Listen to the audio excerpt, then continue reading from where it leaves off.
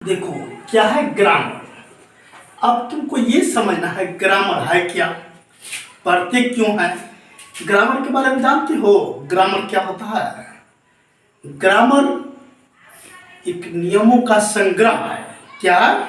नियमों का संग्रह of rules, A set of rules, यानी यह क्या है? नियमों का एक संग्रह है।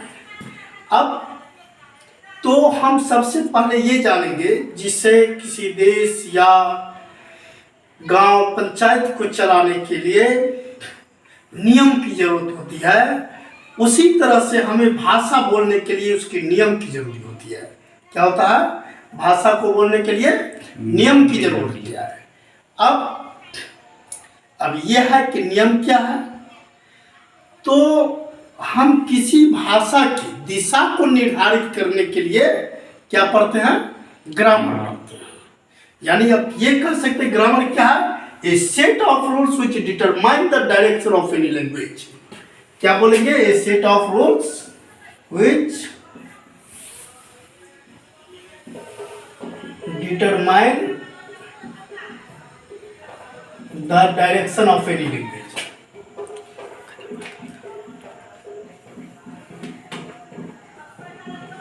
Direction of any language. Understand? क्या समझा? जो ग्रामर जो है क्या है? भाषा की दिशा को निर्धारित करने वाला नियमों का एक संग्रह है। हम बोलेंगे a set of rules which determine the direction of any language. ऐसे भी जनरली लोग आम तौर पर बोलता है कि ग्रामर क्या है? वह पवित्र पुस्तक है या उस शास्त्र को कहते हैं जिसके बोलने से शुद्ध शुद्ध बोलना लिखना पढ़ना आ जाए। व्याकरण उस शास्त्र या उस पवित्र पुस्तक को कहते हैं जिसके अध्ययन से शुद्ध शुद्ध बोलना लिखना पढ़ना आ जाए। उसे क्या कहते हैं? व्याकरण कहते हैं। अब ये जाने यहाँ क्या लिखा है? लैंग्वेज। क्या लिखा हुआ है? लैंग्वेज। लैंग्वेज क्या है? Language is a medium by which communication. भाषा एक माध्यम है जिसके द्वारा हम अपने विचारों का आदान प्रदान करते हैं। अब हम अभी पढ़ रहे हैं क्या? ग्रामर, यानी इंग्लिश में पढ़ रहे हैं ग्रामर। तो अंग्रेजी भाषा की दिशा निर्धारित होगी।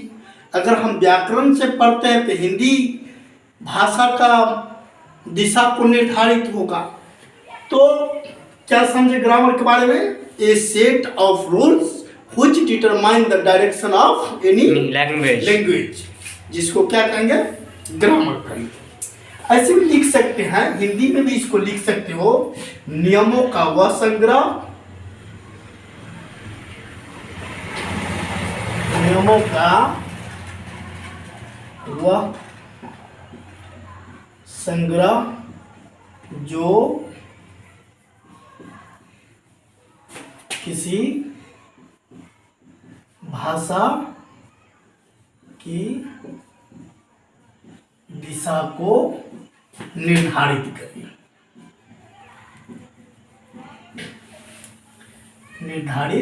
करे। व्याकरण का होता है।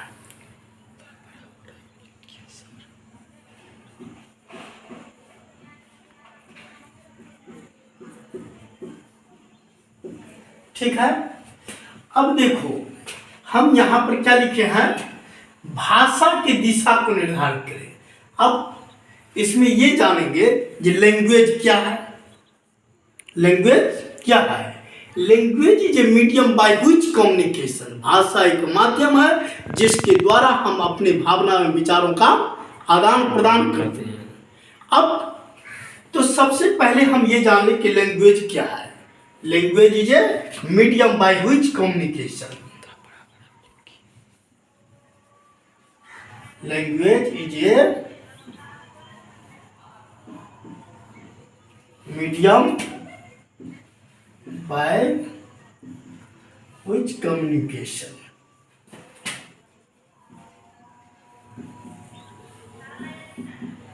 ठीक है। देखो इसे हिंदी में ये कहते हैं, भाषा एक माध्यम है जिसके द्वारा हम अपने भावना एवं विचारों का आदान प्रदान करते हैं। अब इस भाषा को 5 प्रकार से जानते हैं: formal language, informal language, writing language, oral language, mute language. अब क्या है, भाषा को जो हम आदान प्रदान करते हैं उसके तरीका, अगर लिख कर व्यक्त करते हैं, पढ़कर व्यक्त करते हैं तो उसे ओरल लैंग्वेज कहते हैं। लिखकर और बोलकर आदान प्रदान करते हैं तो क्या करते हैं, बोलकर और सुनकर करते हैं क्या है, ओरल लैंग्वेज। पढ़कर और लिखकर करते हैं तो राइटिंग लैंग्वेज। यदि हम भावना एवं विचारों का प्रयोग अपने से बड़े पर्सन ऑफिस के लिए करते हैं तो उसे क्या कहते हैं, फॉर्मल लैंग्वेज कहते हैं। और जिस भाषा का प्रयोग हम अपने दोस्तों, घर, खेत खलियान इधर उधर करते हैं तो ऐसे भाषा को क्या कहते हैं, इनफॉर्मल लैंग्वेज।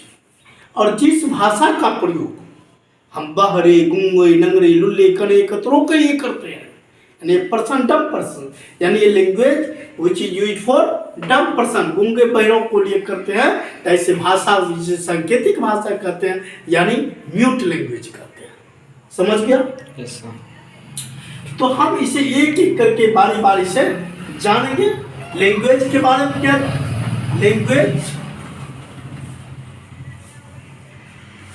लैंग्वेज क्या सब बतलाएं पहले। Formal language,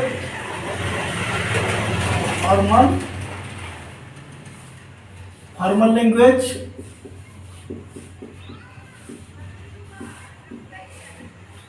informal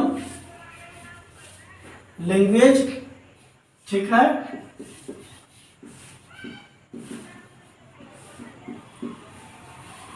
writing language, oral language, mute language, ठीक है। ये हमारा क्या है, भाषा का भेद है।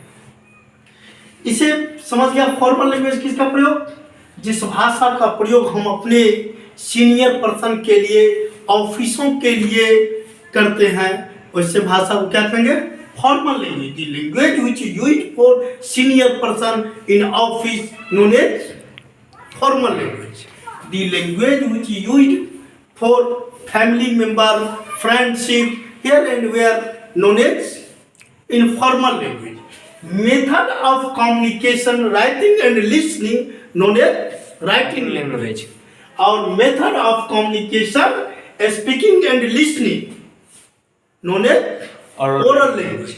और the language which used for dumb person known as mute language. हमारी ग्रामर की क्लास में आज जान रहे हैं क्या चीज, लैंग्वेज के बारे में जाने। इसी तरह से हम इस भाषा के भेद की जाने। भाषा क्या है, भाषा आपने समझ लिया। भाषा किसको कहा जाता है, भाषा एक माध्यम है जिसके द्वारा हम अपने भावना और विचारों का आदान प्रदान करते हैं। Language is a medium by which communication our ideas and feeling. ऐसी भी भाषा, कम्युनिकेशन का मतलब ही होता है भावना और विचारों का आदान प्रदान करना। कम्युनिकेशन का मतलब क्या होता है, भावना एवं विचारों का आदान प्रदान करना। तो इस हिसाब से हम किसके बारे में जाने, लैंग्वेज के बारे में जान लिए, है ना। Yes sir.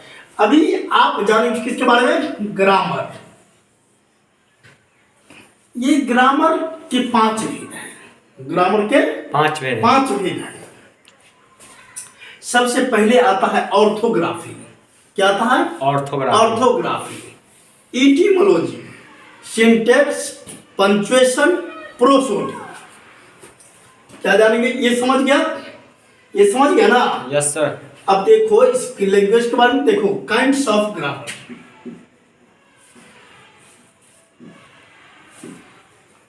Kinds of grammar. सबसे पहला क्या था, ऑर्थोग्राफी।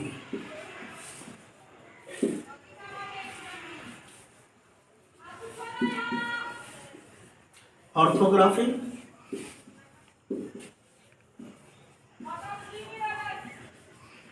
Etymology,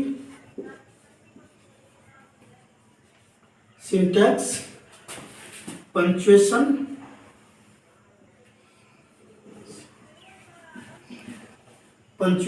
prosody. ठीक है, देखो इसे हिंदी में कहते हैं वर्ण विचार। क्या कहते हैं? वर्ण विचार। वर्ण विचार। अब देखो यहां से स्पष्ट होता है वर्ण। वर्ण किसे कहते हैं? इसे इंग्लिश में वर्ण को लेटर कहते हैं। क्या कहते हैं? LETTRS, लेटर्स मींस अक्षर। क्या होता है? लेटर्स मींस अक्षर, वर्ण। और इस वर्ण को जानेंगे हम। वर्ण किसको कहा जाता है? वर्ण उस मूलध्वनि को कहते हैं जिसका खंड या टुकड़ा नहीं किया जा सकता है। इंग्लिश में ऐसे कहते हैं unit of sound which is used to construction of word. Word letter के क्या कहें? अक्षर के बारे में क्या कहें? The unit of sound which is used to construction of word. शब्द के वे अंश जिनसे शब्दों का निर्माण अक्षर कहलाता है। क्या कहे? शब्द के वे अंश जिनसे शब्दों का निर्माण होता है अक्षर कहलाता है। अक्षर कहलाता है। वर्ण के बारे में क्या बताएं? शब्द के वे अंश जिनसे शब्दों का निर्माण होता है अक्षर कहलाता है, वर्ण कहलाता है। ठीक है, the unit of sound which is used to construction of word. शब्द के वे अंश जिनसे शब्दों का निर्माण होता है उसे अक्षर कहते हैं, वर्ण कहते हैं। वर्ण उस मूलध्वनि को कहते हैं जिसका खंड या टुकड़ा नहीं किया जा सकता है। अब देखो अंग्रेजी में there are 26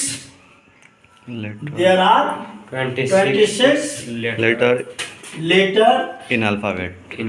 letters in alphabet. English alphabet, है ना? English alphabet.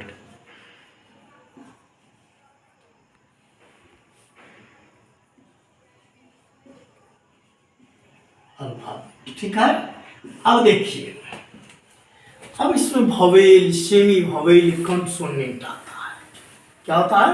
Vowel, semi vowel, consonant आता है। अब वोवेल क्या है?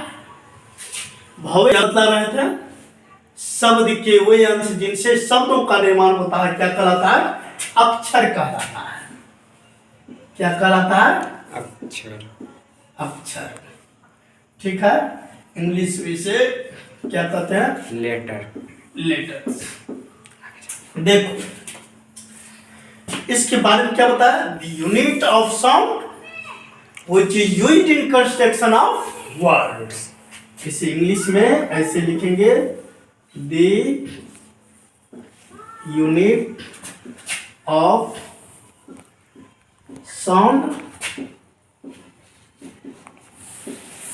Which is used in construction of word.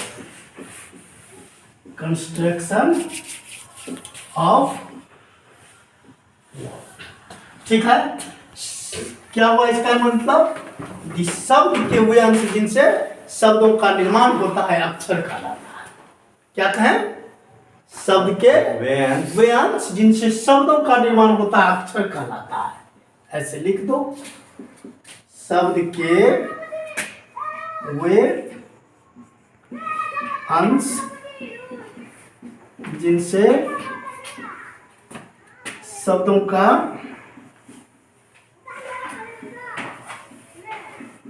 निर्माण होता है, अक्षर कहलाता है।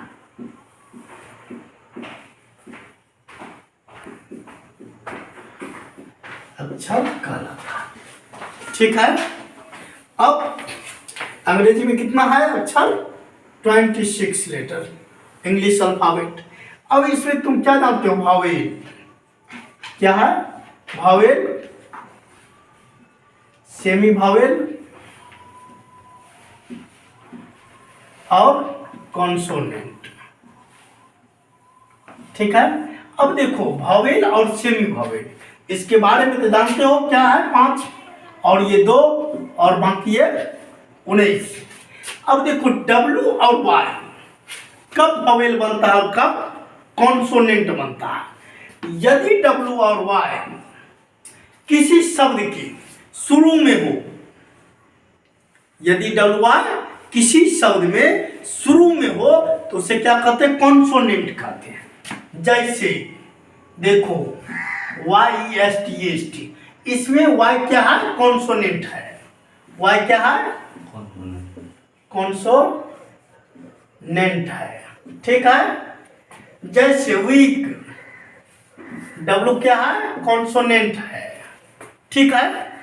इसी तरह से अगर ये वाई, जैसे डे, DAY, डे में क्या हो गया, वाई क्या हो जाएगा, वावेल। वाई क्या हो जाएगा, वावेल। वाई हो जाएगा वावेल। वावेल। अब देखिए SORROW, सौरो, डब्ल्यू क्या होगा, कॉन्सोनेंट। वावेल।